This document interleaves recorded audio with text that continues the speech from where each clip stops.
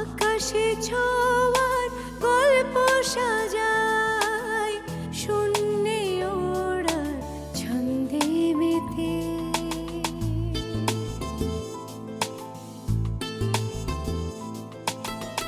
আকাশে যে অসীমের ঠিকানায় সে যেন শুধু দৃশ্য সাজায় যত গল্প ধাঁধায় হাত বাড়ালে বুঝি কেউ নেই আকাশ ছোঁয়ার গল্প সাজায় শূন্যে ওড়া ছন্দে মেতে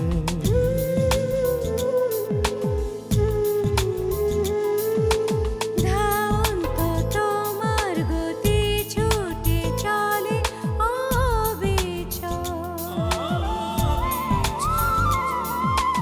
আমার আঙিনা প্রজাপতি চঞ্চল উড়ে উড়ে যায় কত অলি গলি অবিরত যত কল্প ধাঁধায় মন বাড়ালে বুঝি কেউ নেই আকাশে ছোঁয়ার গল্প সাজায় শূন্যে ওড়ার ছন্দে মেতে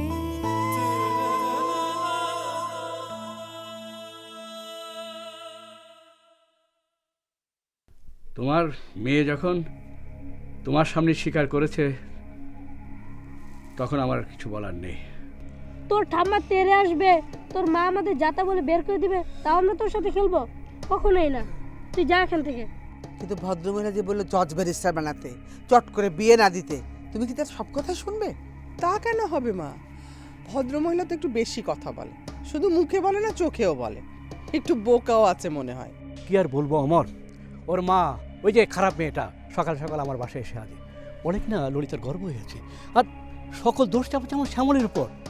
আপনারা তো এখন এগুলি বলবেনই, মান সম্মান তো আপনাদের যাবে না, যাবে আমার। তুমি এইভাবে কথা বলছো কেন লক্ষ্মীদি? ঠিকই বলছি, তোমার এই বাদর মেয়ের কথা বিশ্বাস করতে হবে নাকি? লক্ষ্মীদি, ভুল। ম্যানেজারের টাকা দিচ্ছিল তোদের, ম্যানেজারের টাকা মুখে পড়ে থাকবে, বুঝতে পেরেছিস? আর যেন কোনোদিন এসব ভুল না হয়।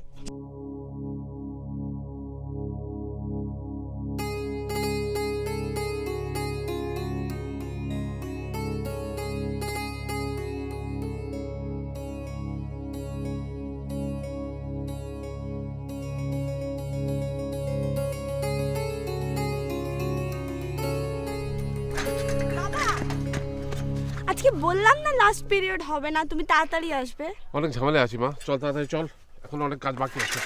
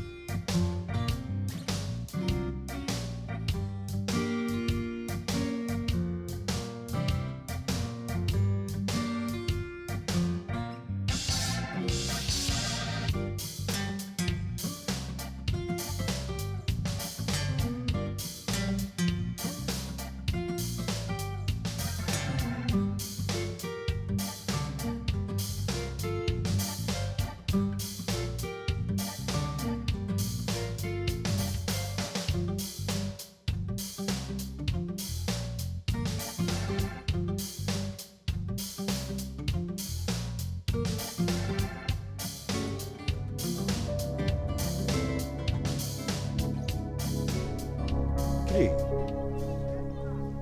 স্কুল তো দেখি ফাঁকা, ছুটি হয়ে গেছে নাকি? হ্যাঁ, না তো, স্কুল ছুটি হতে এখনো 5 মিনিট বাকি আছে দাদা। ও তাহলে গেল কোথায়? দাদা চলো একটু মেইন রোডের দিকে যাই। মেন রোড যাবি? চল। হ্যাঁ তাই চলো দাদা।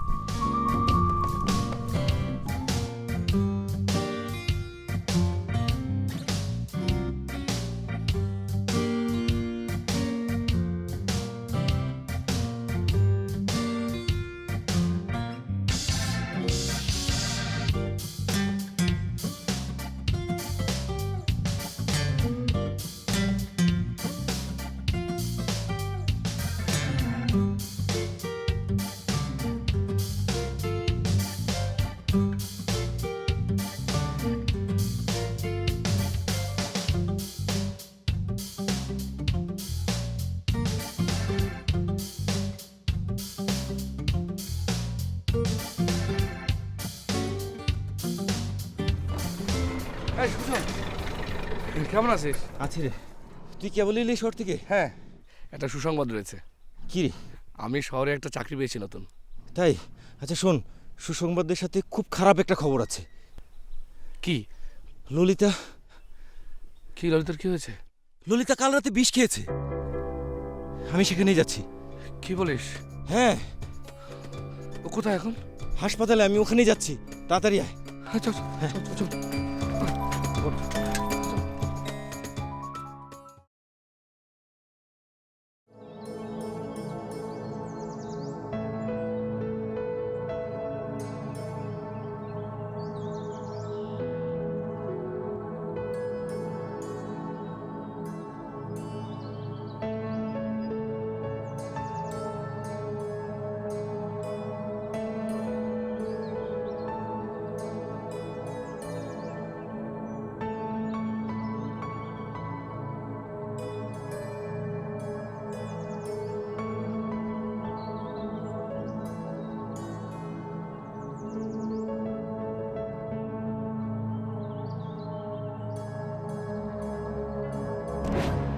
তোমাকে পাওয়ার জন্য। চাকরিটা না হলে আমি তোমাকে বিয়ে করতে পারবো না। ললিতা, ললিতা, আমি তোমাকে ছাড়া বাঁচবো না। আমি তোমাকে অনেক ভালোবাসি, অনেক। এটা তোমার ভালোবাসা না শ্যামল, এটা তোমার নেশা, তোমার পাগলামি। সেদিন আমাদের মধ্যে সকালে যা হলো, তুমি তার নেশায় পড়েছো। তুমি সেটা সবসময় পেতে চাও, এবং সেই জন্যই তুমি কোনো মন্দের ধার ধরছো না।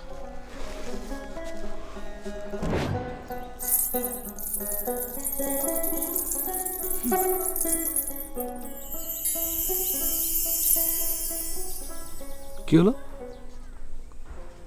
আমি মানুষের তৈরি জিনিস নিতে পছন্দ করি না।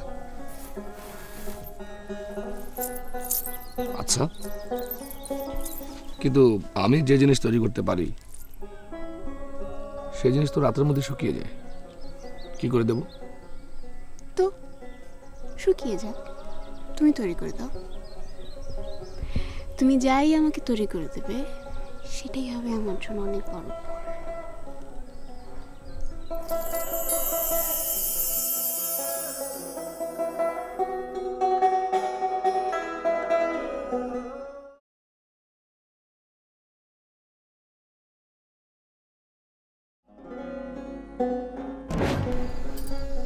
আজ সকালে তোমাকে কাছে পাওয়ার পর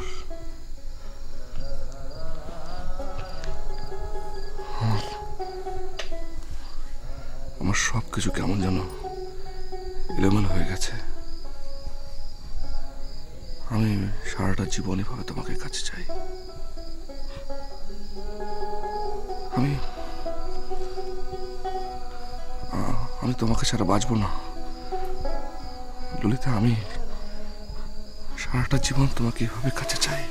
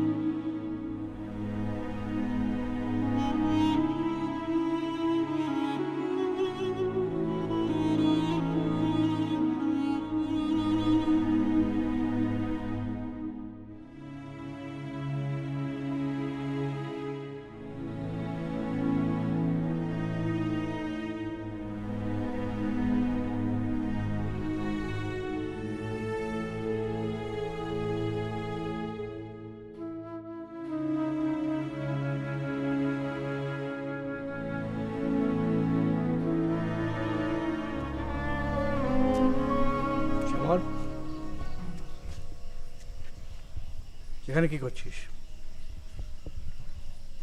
তোকে না কতবার বলেছি ওই মহিলা আর মেয়েটার পিছু ছাড়, ওদের সঙ্গে কোনো যোগাযোগ রাখবি না। কেন রাখিস? মেয়েটি বিষ খেয়েছে কেন? মেয়েটি বিষ খেয়েছে কেন? আমার টাকা না থাকতে পারে, ধন সম্পত্তি না থাকতে পারে, কিন্তু আমার একটা সম্মান আছে, সেই সম্মানটা খোয়ালি। কি বল? বিষ খেয়ে গেলে বল, বল। কাকা কাকা আপনি আপনি চলেন, আপনি চলেন, আসেন আসেন কাকা। অপদার্থ কোথাকার, কুলাঙ্গার।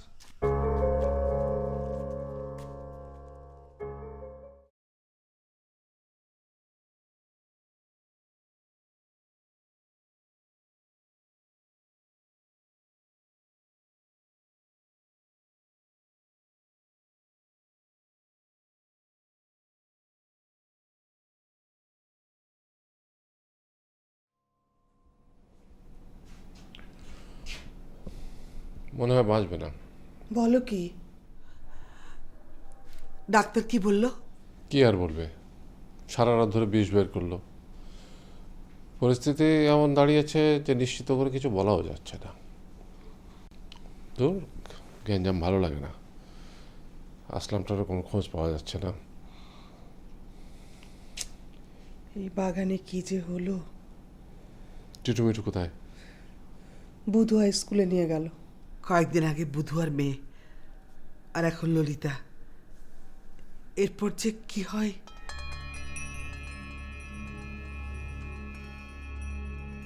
দীপা, দীপা কেন? এ আবার কিরকম কথা? ওই স্কুলে যাবে না? ও হ্যাঁ, যাবে। চলো। বাবা, আজকে স্কুলে যেতে ইচ্ছা করছে না। কি বলো? শোন, ওর কথা শোন। ললিতার কথা শুনে ভয়েই মরে যাচ্ছে। না মানে না না, স্কুল মিস দেওয়া যাবে না। চলো, আমি আসি। আসি মা।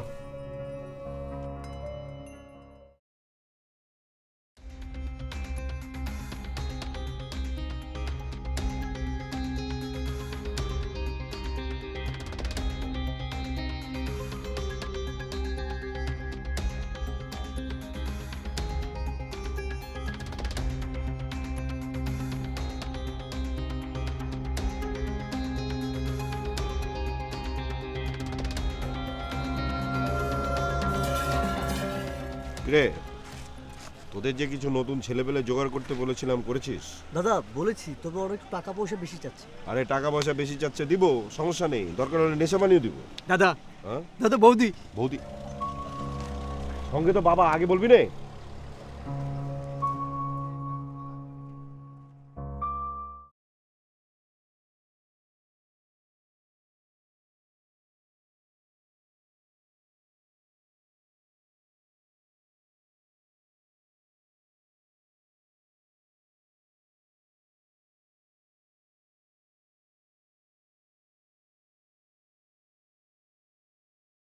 আমার তো সত্যিই দীপাকে নিয়ে এখন ভয় করছে।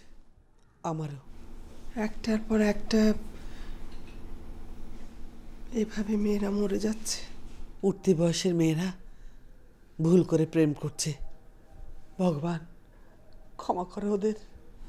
আমার দীপা অবশ্য এরকম মেয়ে নয় মা। হতে কতক্ষণ বলো? একটার পর একটা নতুন জিনিস দেখছে, শিখছে, বড় হচ্ছে, স্কুলে যাচ্ছে, আর সবসময় তো ওকে আগলে রাখা হচ্ছে না। কি করি বলুন তো? ভগবান যা করে মঙ্গলের জন্যই করে। দীপার বিয়ের সম্বন্ধে এসেছিল, তোমরা তো পাত্তাই দিলে না। অন্তত একটা খোঁজ তো নিতে পারতে। এখানকার যা অবস্থা। ওই যে গুন্ডাটা, ও যে দীপাকে চিঠি দিয়েছিল, ওই গুন্ডাটা এখন গা ঢাকা দিয়েছে। কখন আবার মাথা ছাড়া দিয়ে উঠে কে জানে। ওই দিন উনিও বললেন, চা বাগানে কাঠ জানিয়ে আত্মীয়র মেয়েকে গুন্ডারা তুলে নিয়ে গিয়েছে। বোঝো অবস্থা, দিনকাল কি পড়েছে। এখন তো মেয়েকে ঘরের ভিতরে রাখলেও বিপদ, ঘরের বাইরে রাখলেও বিপদ। তুমি ভেবেছিলে মেয়েকে ভালো লেখাপড়া শিখিয়ে ভালো ঘরে বিয়ে দেবে। বিয়েই তো দেবে, তাকে চাকরি করতে দিয়ে কামাই তো আর খাবে না। না না, কি বলেন মা? তাহলে ইচ্ছে যখন ভালো বিয়ে দেবার, তখন আজকে আর কাল কি? ছেলে ভালো হলে, পরিবার ভালো হলে, এই ঘর এই এলাকা থেকে ওখানে দীপা অনেক ভালো থাকবে, এই আমি বলে দিচ্ছি। বুঝতে পেরেছি মা, আমি আজকেই ওনাকে বলবো। এমনি বললে কি অমর শুনবে? জোর দিয়ে বলতে হবে। মেয়ে মানুষ, যতক্ষণ বাপের ঘরে ততক্ষণই কেলেঙ্কারির ভয়।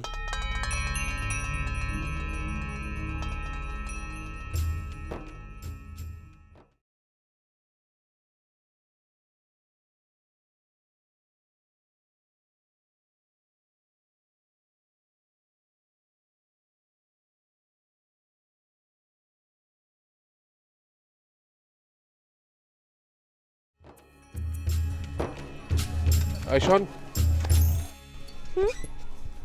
ওই ছেলেগুলো কারা চিনতে পারলাম না?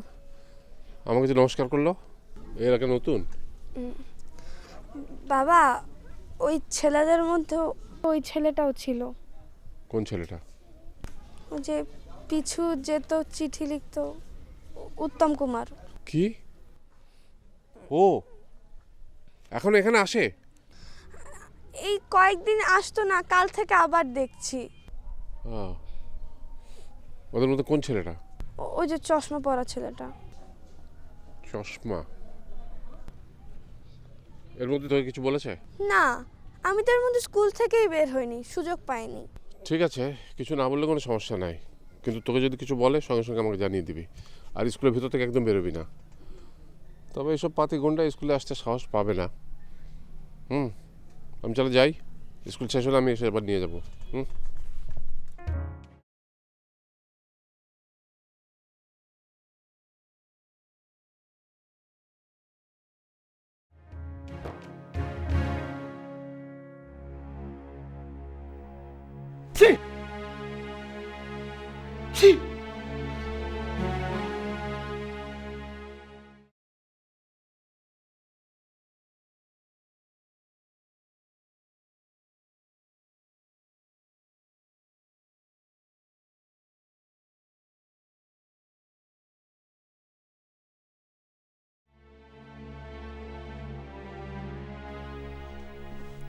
বাবা,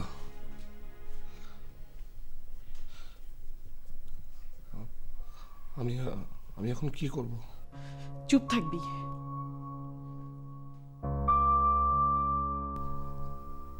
কি বলো মা তুমি? হ্যাঁ, তোর আর ওর ব্যাপারটা কয়েকজন মাত্র জানে। তুই আগ বাড়িয়ে কিছুই বলতে যাবি না, এমন ভাবে থাকবি ললিতার সাথে কোনো সম্পর্কই তোর নেই।